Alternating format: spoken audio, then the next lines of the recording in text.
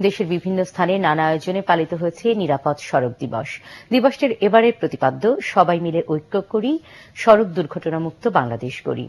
খুলনায় এই উপলক্ষে র্যালি ও সমাবেশ অনুষ্ঠিত হয়েছে। নিরাপদ সড়ক চাই সংগঠনের উদ্যোগে প্রেস ক্লাব চত্বরে সমাবেশে অন্যান্যের মধ্যে বক্তব্য রাখেন সিটি মেয়র মনিরুজ্জামান মনি, জেলা পরিষদ প্রশাসক হারুনুর রশিদ ও সাবেক সংসদ সদস্য নজরুল ইসলাম মঞ্জু। এ উপলক্ষে মেহেরপুরে প্রেস ক্লাবের সামনে মানববন্ধন করেছে নিরাপদ সড়ক চাই আন্দোলনের মেহেরপুর শাখা। সরকারি বেসরকারি কর্মকর্তা সহ বিভিন্ন শ্রেণী পেশার মানুষ এতে অংশ নেন। নীলফামারীতে চৌরঙ্গি মোড়ে মানববন্ধন অনুষ্ঠিত হয়। পরে একটি র্যালি শহরের বিভিন্ন সড়ক প্রদক্ষিণ করে শহীদ মিনার চত্বরে গিয়ে শেষ হয়। পৌর মেয়র দেওয়ান কামাল আহমেদ ও নিরাপদ সড়ক চাই নীলফামারী জেলা শাখার সভাপতি মৃণাল কান্তি রায় সহ অন্যান্যরা এতে বক্তব্য রাখেন।